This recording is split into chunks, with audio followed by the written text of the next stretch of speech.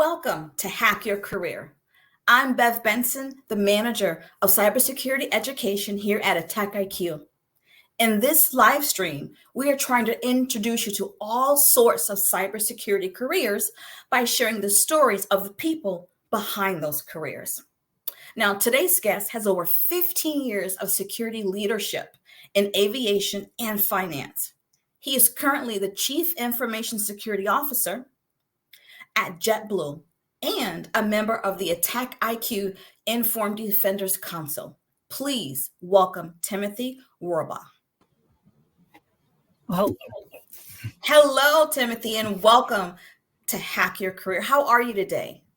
Oh, great. Thank you. Love the background. Yeah. All right. So, 15 years of security leadership. What we'd love to do is to learn about some of those key roles that help you get to where you are today. Now, not asking that you go back to job number one, but maybe start at least at the beginning of your public resume. I think you had a very fairly technical role as a senior engineer. Are you okay starting with there and tell us a little about that role and how you landed that role? You know what? I'll back up just a teeny bit more because Sure. I was in the military. And so I was in the Navy and doing avionics, actually. And this was before there was no information security, obviously. So technology was just really coming into its own. And I ended up jumping on a couple projects, which then led me, as I was getting out of the Navy, to working for what used to be called CISSP, Computer Sciences Corporation. And at that point, I took a piece of knowledge that somebody gave me, a lesson learned from a while back. He said, go where the problems are. And so there was a project that was in disarray, and I ended up joining it because it seemed extremely interesting. And that kind of started off my career with respect to kind of the next evolution in aviation, actually, military side. And then also it ended up being cybersecurity, or what eventually became cybersecurity. It was information security. Okay, okay. Now, I was just going to say, so from the standpoint of what career I started with, it's more of systems engineering, right? It's the integration of a lot of different systems. So you had to have broad knowledge. And then, through that, there was a lot of contracts with the government who were really the only ones focused on cybersecurity, and it was called information assurance. And so stepped into those roles in the mid-90s. Okay. So you talked about the nugget of information that you received along the way, which is go where the problems are. May I ask, was this nugget of information or wisdom from a mentor? You could say that. It was about 4 or 5 retirees down in San Diego when I was in the Navy, all ex-warrant officers and admirals, pilot, and they ended up taking me under their wing and giving me some advice on the golf course. On the golf course. Okay. So may I ask, on the golf course, was that a problem on that golf course? No, it was great. In fact, it was, just really, it gives you 4 hours or 5 hours, depending on how slow your round is, to really exchange information and get to know folks. And it was really great to be able to play with people who actually had complete careers and could advise.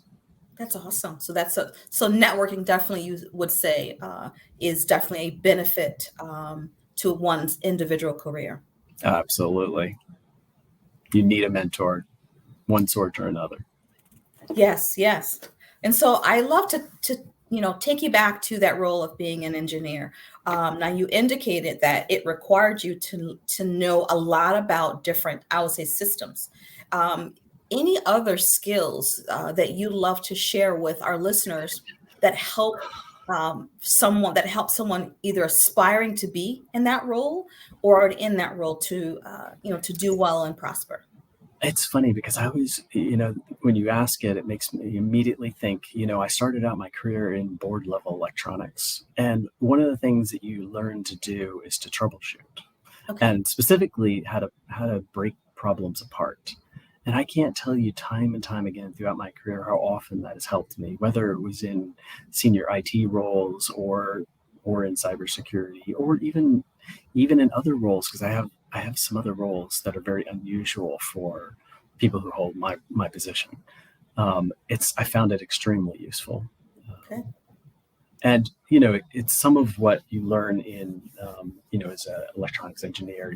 You have to your best, if you're going to try to cut down on the troubleshooting time and to isolate, is to kind of figure out how you would split a problem in half, and Okay. then specifically look at whether the problem is before that point that you're observing or after, and then that helps cut down on how long it takes to actually troubleshoot. Hmm. And I think the other thing that is extremely important is that most of the time, let's just say 9 times out of 10, if not more, that a problem is a result of a consequence that appears to be a problem is a result of multiple issues. So don't ever just think that there's one cause to it. It's usually many causes combined at the same time, especially complicated ones. And when you're doing that problem solving in that role, or even in your current role, do you have you gotten to the point where you can just kind of do that troubleshooting in that within your head, or do you have like a formula where you're writing stuff down and referring to it? Oh my gosh, that's another piece of advice. Figure out who you are, and I mean take things like Myers-Briggs and others, and there's no one, absolute test to see who you are, but it starts to give you insight into who you are. So I'm ENTP. Okay. If you're a J at the end, then you're somebody who probably likes to create lists. I'm not that person. I gotta combine with people who have that skill. So I Okay. tend to do everything in my head, and I'm more of a firefighter in that moment, a little less organized than some of the people that I surround myself with. And how, with you being a firefighter, how do you relate? How do you collaborate with those who are not a firefighter, as you say, or have similar style to yours? How do you bring You them on know, board? it's funny because this is another little tidbit that came from somebody. Especially when you're starting out your career, you get all kinds of feedback about how you could improve, right? Some of those things are absolutely important to do. Other ones are kind of against the way that your brain works, or it kind of takes you away a little bit from the things that you're strong, that it's kind of like your superpower, right? Everybody has that, Yes. right? So some of those things, it's not worth trying to fix those problems, especially if they're not, a negative influence to others, right? If it's just style, the way you think, then it's best to surround yourself with people who compliment you, and it ends up that you'll compliment them in those ways. And so you really need to fine tune your strengths first. So. Now, would one of your strengths, you said, be firefighting? Yeah. I mean, in the moment, it's one of those things that either came before or as a cause of being, in the military or doing damage control on an aircraft carrier. It's just those things, you just get trained to be able to focus in the moment and not get distracted. Okay. Okay. So thinking, let's go to the next stage of your career. So you went from an engineer. I'd love to know if I'm going to assume you took the firefighter quality with you, right? And then what was your next role, and how did you use the engineer role to get acclimated with your next role? It's funny. I got on a government project. It was information assurance. It was the very beginning of information security as we know it today in cybersecurity. And this is one of the other things that I was told, and it came to be true. And that is that there's no better way to learn than to teach.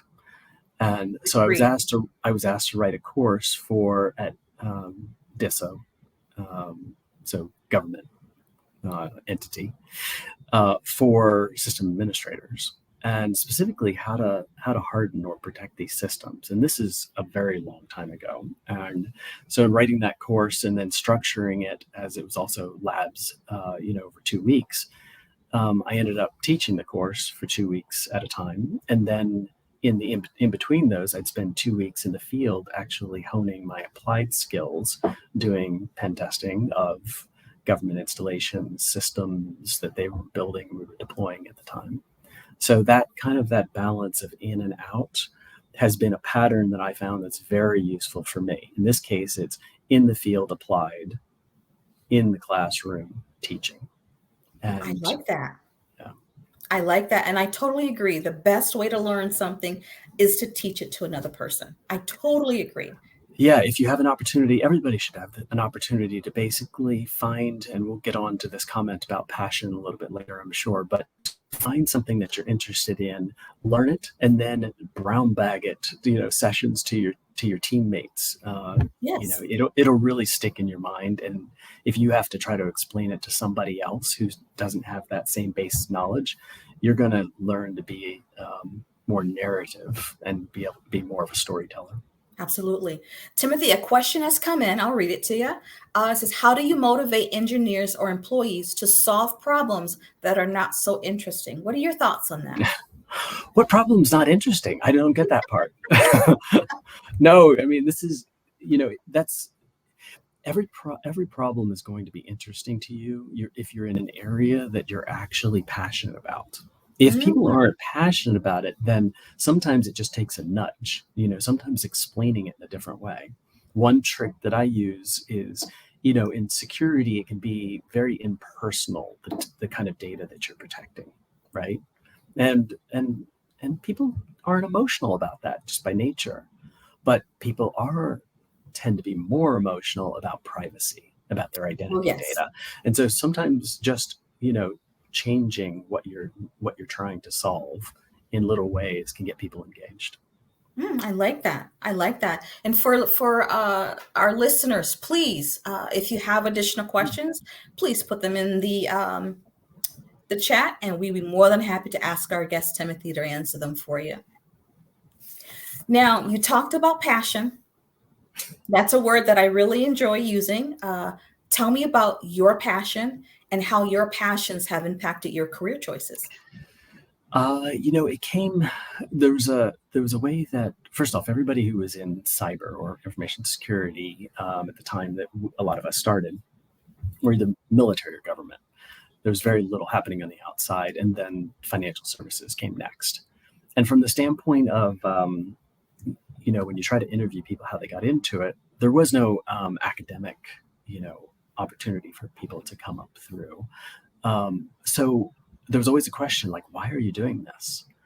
And one of the things that many of us looked for was, what were you owned someplace in the past? Like, were you a system administrator or responsible for a telecom system, and the systems were being misused, and you were like shocked by that, right?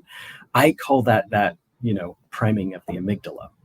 So usually you had to have this, this like aha moment, and it was related to something. And sometimes it can be as simple as not that. It could be having your car broken into, or what happens to your brain when your home's broken into, right? Yeah. All of a sudden you feel like vulnerable. Yes. Right. And that first drive of the amygdala makes your risk center not very valid, right? You're all of a sudden you feel like people are watching you, whatever. But then what happens in our brain is that it comes back to reality, and it becomes better at guessing risk, right? You just become more aware, and all of a sudden, like we use certain terms in the military, but you have situational awareness, and so that kind of starts all of this. And I think people will find that if something happens to them like this, or if they are, using empathy and thinking about others, it'll end up being very quick, for them to identify whether they have a passion in this area. Okay. I like that. So you're encouraging others to think about what moves them. Think about things that they can show empathy for, and that is where their passion lies. I like that. This was before Simon Sinek. I recommend reading his books, when you think about like why, answering the why. They're extremely useful for folks to actually navigate their careers. Wonderful. All right. So take us to, I know that you're a CISO right now at JetBlue, right? But between the next role before getting to JetBlue, tell us about it. Yeah, I mean, I left the military. There wasn't a lot of opportunity, even in the financial services sector, to really establish a career in cybersecurity. There was, a little bit here and there, but so I really immediately went to technology, and that was a really good move because it gave me a broad base of knowledge for what IT the challenges of IT departments today, how they navigate their value, how they get investment, and then managing cost centers and P&L. And I think probably one of the most important things for me personally, which I find valuable, is that I've never just stayed on one side of the equation, even in IT. So there's in-house IT, right? That's where you're responsible for the company's IT. And then there's consulting. And if you go back and forth, if you navigate your career kind of like go to electronics here, you go like a sinusoidal waveform, what you're going to find is that you can actually have empathy. Again, I'm going to use that word with your peers who are inside the company and the challenges associated with actually doing something, implementing something that is right and that you're going to advise. And then that makes you as a consultant better at understanding the implications of what you're saying, what you're recommending. And it also makes you a little more flexible with respect to how to find, let's just use this term, middle ground. Okay. So I again, I like the idea, and I like to see people actually have these varied careers, not only consulting to internal, but also very broad base of knowledge. In fact, from the standpoint of information security, you can come from almost anywhere and be effective. Yes, I totally agree with that. I share that with individuals who have the interest to get into the field of cybersecurity. I talk to them about transferable skills. You've mentioned a couple soft skills. You mentioned problem solving. You mentioned empathy. And you also talked about prior to it was first the military had that really big presence about information assurance, information security. And then there was a need to protect the financial sectors. And so individuals that are, one of the things I tell, especially the young people, I tell them that even KFC needs to protect the recipe for the chicken, right? Yeah, So right. there isn't a sector that I am aware of that cybersecurity, the need to protect data and infrastructure, doesn't touch. Well, okay. So the whole reason that cybersecurity exists. So there's two things. Number one, I like to explain it this way. As cybersecurity professionals, we're almost the only ones that I can think of inside of a company that are trying to put ourselves out of work. What we're trying to do is we're trying to stop criminals. It's not ever going to happen, but it's there. But that goes back to the fact that we are a defensive team by and large, even when we're doing offense. We're a defensive team objective against an adversary who is criminal.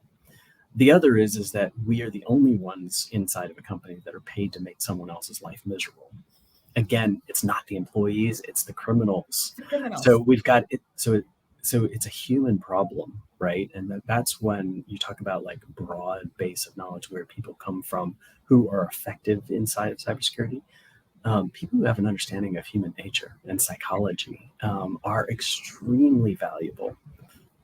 They don't have to have the technical skills. They can actually work in threat intel, or they can work in, modeling associated with threat actors, or they can take their background in maybe marketing and use like persona creations and things like this to actually understand the threat landscape. Awesome. So at what point in your career, Timothy, did you decide being a CISO was where you wanted to go next?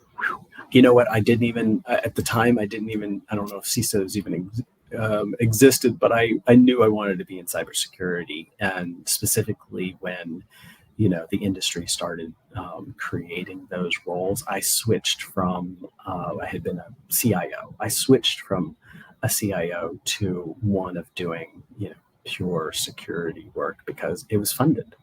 And, from that point, we're talking in my first public company CISO role was in 2004.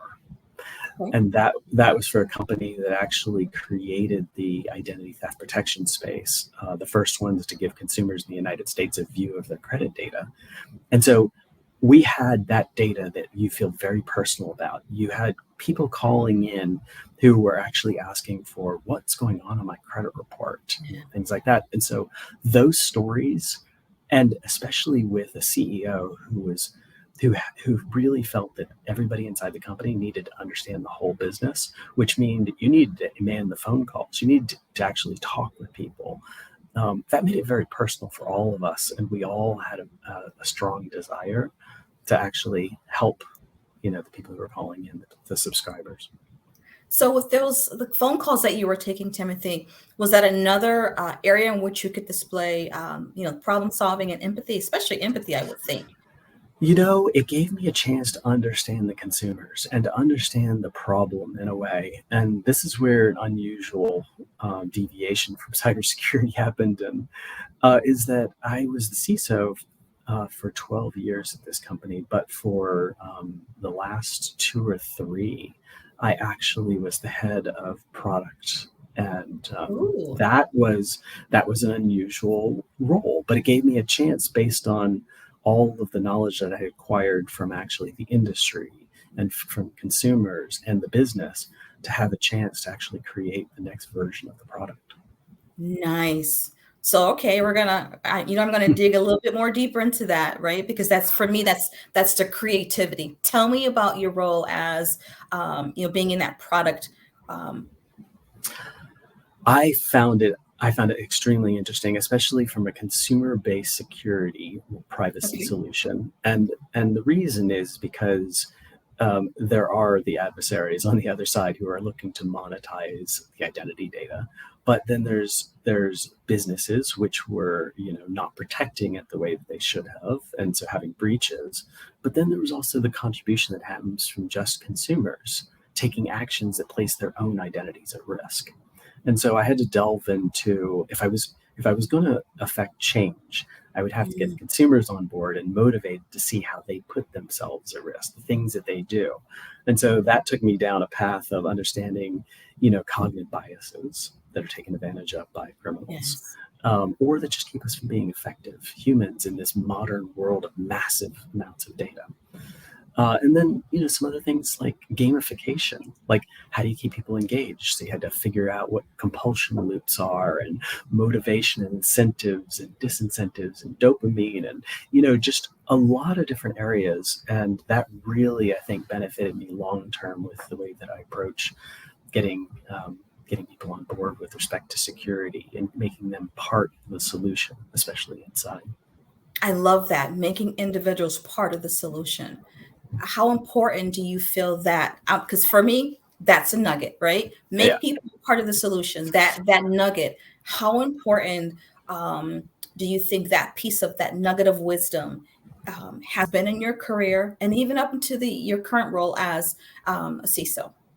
I regret very little with respect to all this, but I do regret being one of the ones that just parroted something that was told to me a long time ago without really thinking about it, which is, and you still see it today, humans are the weakest link, but they'll go, employees are the weakest link.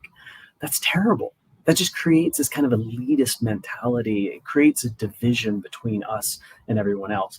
It's so wrong that I started coming out and saying, actually, every individual that's sitting in an audience, right? Every one of you is an expert at risk analysis.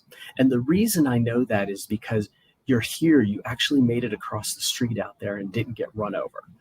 The difference is, I think, that we're talking about is that we haven't taken the time to educate them and to actually let them understand risk from a cyber perspective. It's not intuitive. It's fairly new. And so I think it goes back. It's not them that's the weakest link. It's us in taking the time to actually explain it in a way that, that they can understand it.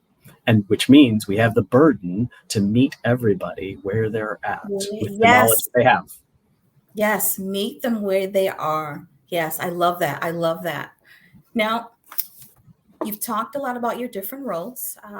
Now, the role of being a CISO, right? That is a role that folks are aspiring to become. Please, thinking about all the roles you've had that we've talked about together, if you had to narrow it down, let's say the 3 to 5 key skills that you believe makes a good CISO, and it could just be some of the ones that we've already talked about. What are some of the key skills that someone should be honing on and developing if it is their desire to be a CISO now or in the future?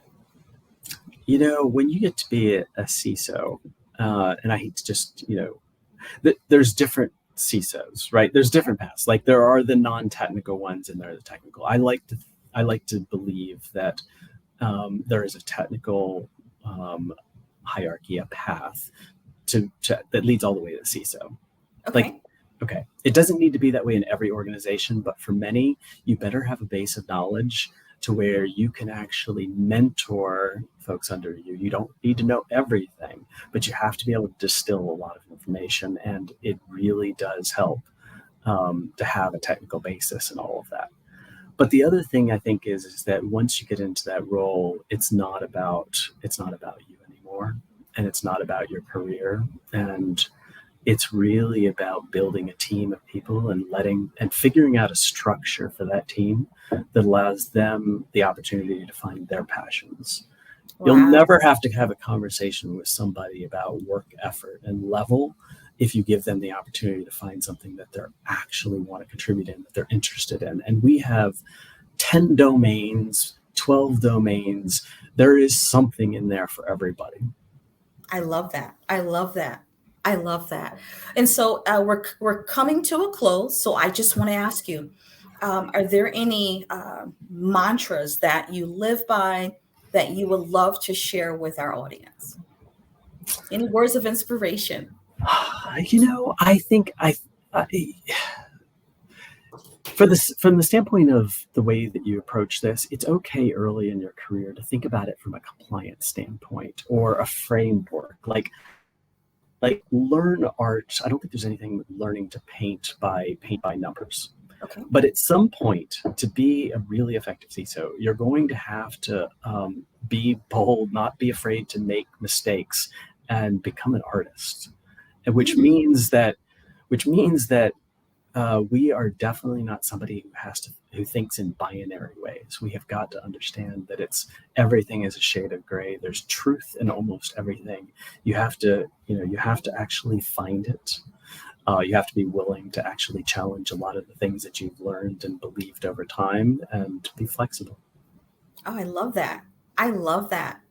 Listen, Timothy, what an absolute pleasure to meet you, to hear about your career and all the little nuggets that you have shared with me as well as our viewers. I just want to say thank you very much. Oh, and thank you, Bev. You did a great job. Thank you. So do you. It was a blast. I enjoy doing this. I enjoy learning about different people and sharing their experiences, because and our hope is that others will watch and begin to if they're not already in cybersecurity, kind of whet those taste buds. Oh yeah, we need a lot more people in it. We need a lot more people. Yes, we need a lot more people. So again, thank you, Timothy. And before we end our session, I just want to remind everybody that Academy Live, we're going to be in San Francisco, June 9th. We're also going to be in New York City, July 14th. Timothy, I hope that you'll be able to join us. We're actually going on the road. We're doing a road show. We're actually going and we're teaching a cybersecurity course live. So please, if you're interested in learning more about these opportunities, please go to attackacademy.live. We also offer free training. We invite you all to take a look at the course offerings at academy.attackiq.com. I wish you all a wonderful day.